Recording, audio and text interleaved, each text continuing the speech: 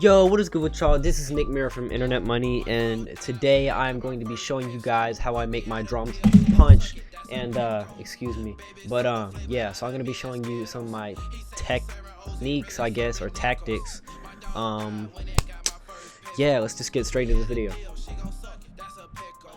Baby, suck the flavor out of me, that's Skittles.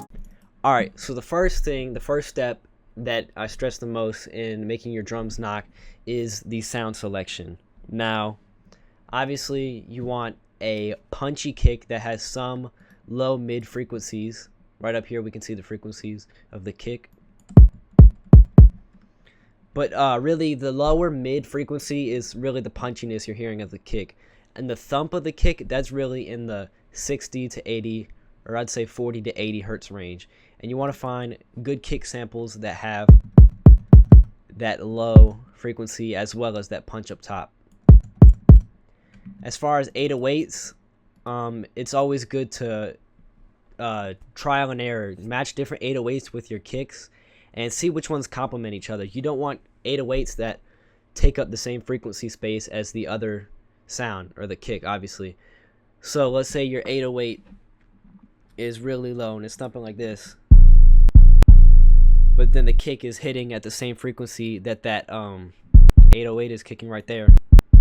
So it might clash with each other. So that can be fixed by either choosing a different 808 or, just EQing it. So right now I have this spins 808 and then I have this kick, and I'm just gonna show you guys what they sound like matching together. First, I'm gonna match this 808. Make a pattern. This is with no kick.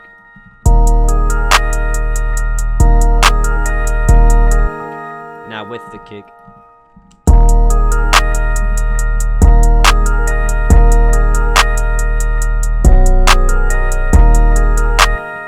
Now one thing we can do now is shift the kick down, so we're kind of adjusting the frequencies that the kick is hitting because we're changing the note.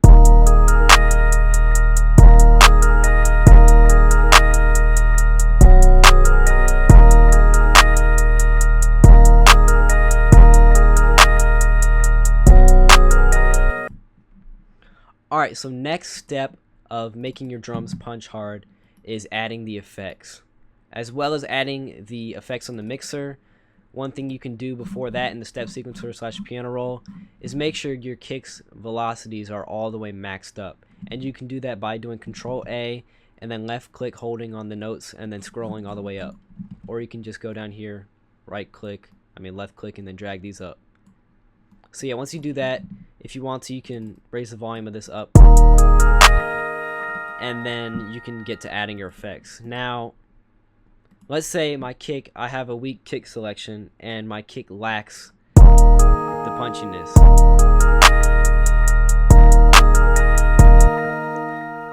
One key thing that can be done is to raise a little bump around the 60 hertz range of the kick, just a little bit, as well as a minor bump in the higher frequency up here.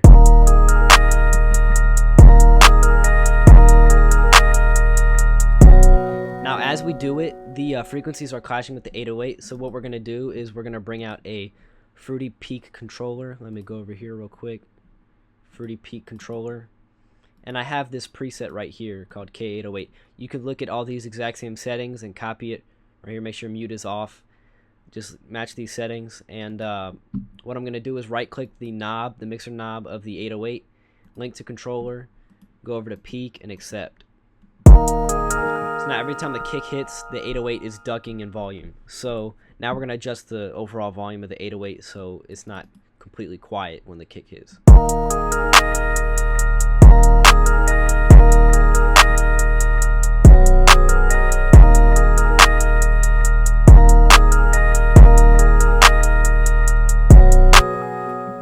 And this is called side chaining, when the volume of one instrument hits, the other one reduces. So aside from side chaining, that's a lot of sides there, no side piece, shut it. Right here we can also add Fruity Fast Distortion, or any distortion plugins really, that adds more tone to your drums and more, just distortion. knock, punch, whatever you want to call it. So here's what the 808 is like with the distortion.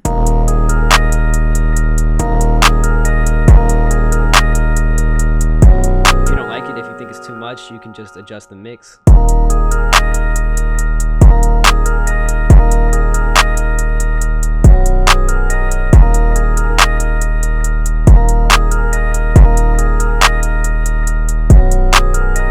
Now if you want the 808 to be more present and more sub-like, you can go in the lower frequencies, do a minor roll off around 20 because those are unwanted frequencies, and just do a little bump over here to get the warmness of the 808 up.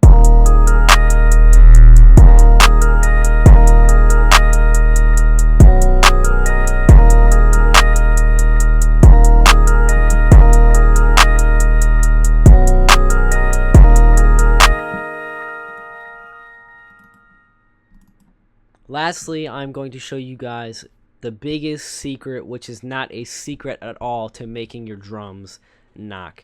And that simple answer is clipping. Now, a lot of producers, they get scared of clipping because all these mastering tutorials and all these people tell you not to clip your drums, not to do this, not to do that. Well, guess what? There's no rules in making beats / making music. It's free game.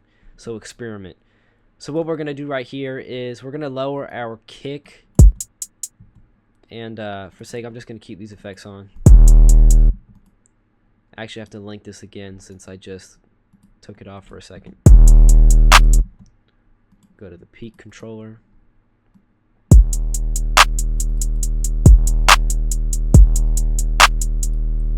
Add the hi-hat and clap.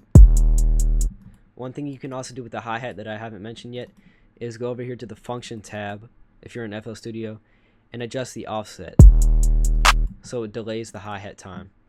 And this is sort of what Wanda Girl does on her drums. If you don't have that feature, you can just go in and adjust your hi-hats by moving them to the right.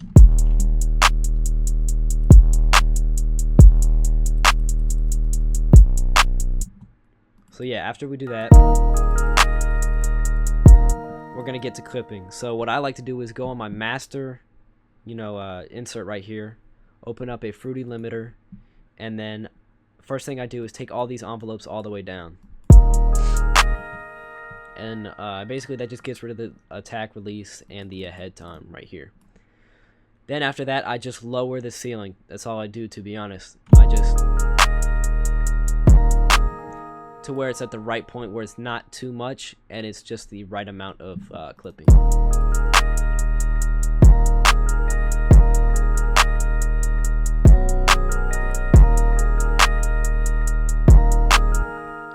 Now let's say it's punching a little too much. You can go in, and then what you can actually do is the opposite of adding it to a solo kick track. You can go into the master after you've done the Fruity limiter, go before it. Make sure the you're going above it, not below it, because then it won't apply to the FL limiter. Then you can add a master EQ and just raise it over there. Now you may be wondering, oh, now the beat's quiet and it's clipping over here. But what we can now do is open up any sort of master mixer, effect, whatever you want to call it, maximizer, I mean. You can even add Fruity multiband compressor. I'll just pull that up also to show you guys. Multiband. And then mastering 2.4 preset. It just brings the volume up. And that's all it really does. And you can watch here to make sure it doesn't go over 0.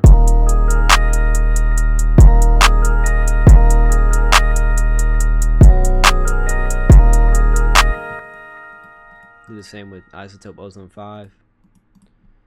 Bring the threshold down.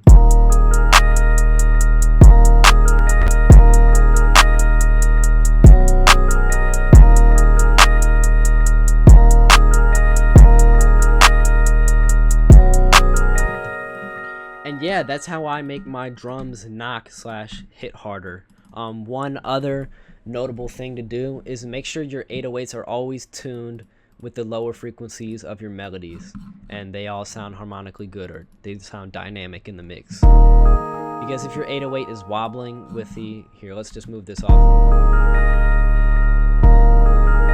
As you can hear, it's off and it doesn't sound right.